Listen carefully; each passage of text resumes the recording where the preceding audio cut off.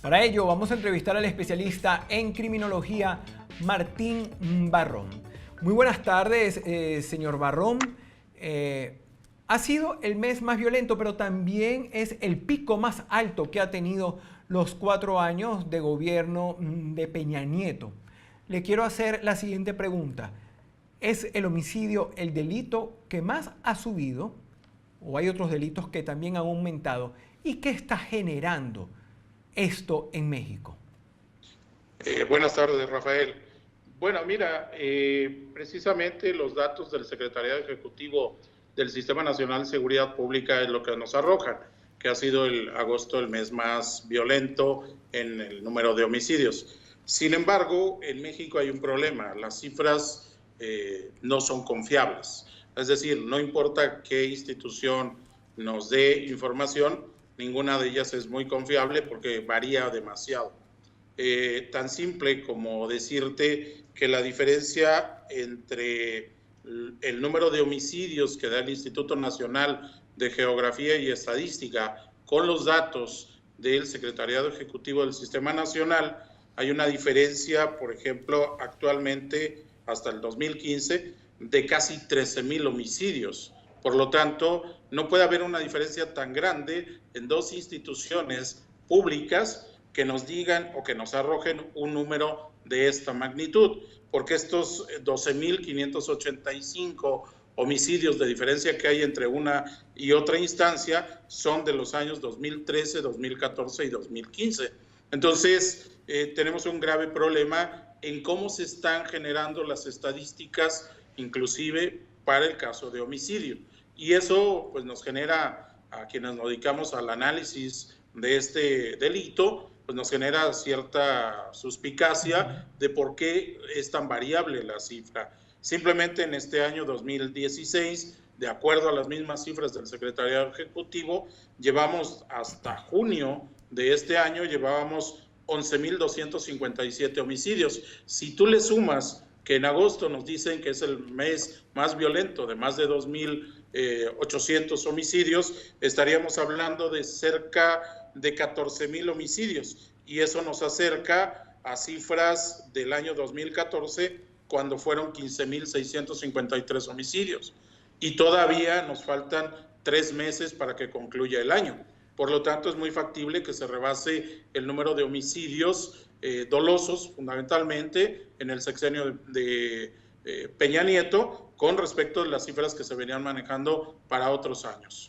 Ahora, señor Barrón, esa suspicacia también nos preocupa a nosotros y le pregunto, ¿esta diferencia entre los números que están divulgando los organismos públicos es por querer ocultar la cifra real de violencia que está ocurriendo en México o es por mala investigación?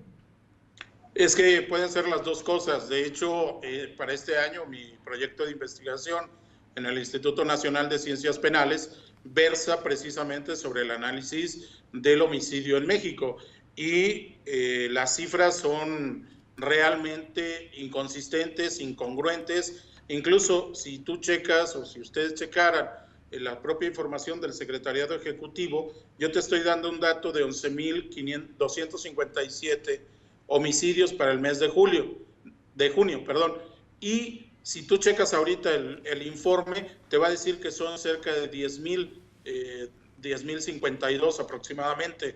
Entonces hay ya una diferencia de casi 1,000 casos. ¡Qué con bárbaro! La misma institución. Entonces no hay consistencia, puede ser porque están tratando de no magnificar todos los casos que hay, o algo está sucediendo que hace imposible verdaderamente a veces darle seguimiento a las estadísticas oficiales. Entonces, bueno, este es un problema.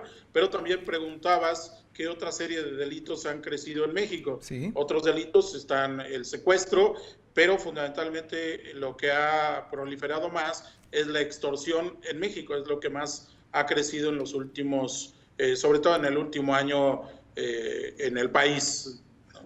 Nuevo León, Michoacán, Zacatecas, Colima son otros estados que también han aumentado en número. Algunos por la presencia de carteles como Jalisco, Nueva Generación, que ha tenido enfrentamientos con bandas rivales. Pero son los carteles de la droga quienes están causando o quienes generan la mayor cantidad de homicidios en México?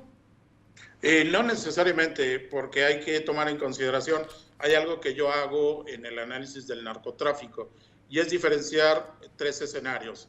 El primer escenario es delincuentes contra delincuentes, es decir, la lucha, la disputa por el mercado de drogas. Ese es un escenario y ese, obviamente, hay homicidios por parte de los grupos rivales. El segundo escenario se puede dividir en tres subescenarios. El primero es delincuentes contra autoridades, es decir, que se pueden matar autoridades porque están realizando su trabajo, ¿no? Es decir, la famosa ley de los metales, aquella que inventó Pablo Escobar Gaviria, que es plata o plomo. O estás conmigo o te mato, ¿sí? Ese es el primer escenario, el subescenario. El segundo es que puede haber autoridades también coludidas con alguna organización delictiva y cuando llegan los grupos rivales, pues obviamente los eliminan. Y la tercera y más polémica, que estoy yo desde el año 2011, he insistido que se estaba dando, que es que las autoridades también están matando a los narcotraficantes. Los casos más emblemáticos es Tanguato y Tlatlaya, que son dos sucesos que vinieron a corroborar que las autoridades, en este caso, podría ser militares o Policía Federal, todo lo indica que ellos ejecutaron extrajudicialmente a varias personas que pudieran ser narcotraficantes y en algunos casos no necesariamente, ¿no? Entonces ahí es un segundo, el tercer subescenario de este segundo escenario. Y finalmente hay que ver que hay delincuencia contra la sociedad. El evento del año 2008 fue una granada precisamente en la capital de Michoacán, en Morelia, donde se lanza una granada, hay varios muertos, ¿no? Pero se mandó una granada en el día de las fiestas patrias, el día 15, cuando se celebra el grito de independencia, se lanza la granada y mueren varios ciudadanos que no tenían nada que ver con el asunto del narcotráfico. Pero también en este suceso se ha ido derivando paulatinamente en llegar los narcotraficantes como se dice en México, a levantar a personas que no tienen nada que ver con el narcotráfico y los privan de la vida. Ahí también tenemos el caso de los migrantes, donde ellos están intentando llegar a los Estados Unidos a través de La Bestia, que es el tren que circula desde la frontera sur de México hasta Reynosa, en Tamaulipas, que es la frontera ya con los Estados Unidos. Señor Barrón, el caso más emblemáticos fueron los muertos de San Fernando. Señor Barrón, antes de finalizar, un minutico que me queda justamente sobre un tema que usted está diciendo y el tipo de crímenes inmóviles, pero tenemos un delito que ocurrió escasos 3, 4 días y fue el asesinato de 2 sacerdotes. Tan solo en el sexenio de Peña Nieto ya van 14 religiosos asesinados. ¿Cuál es el móvil? ¿Por qué esa persecución, ese asedio contra los religiosos?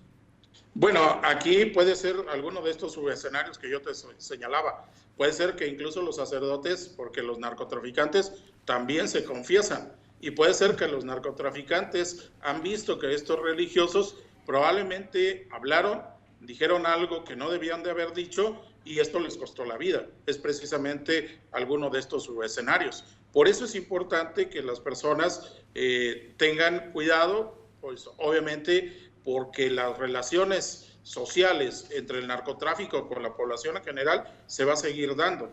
Pero obviamente cuando ellos sienten que alguien los traicionó, obviamente esto le cuesta la vida.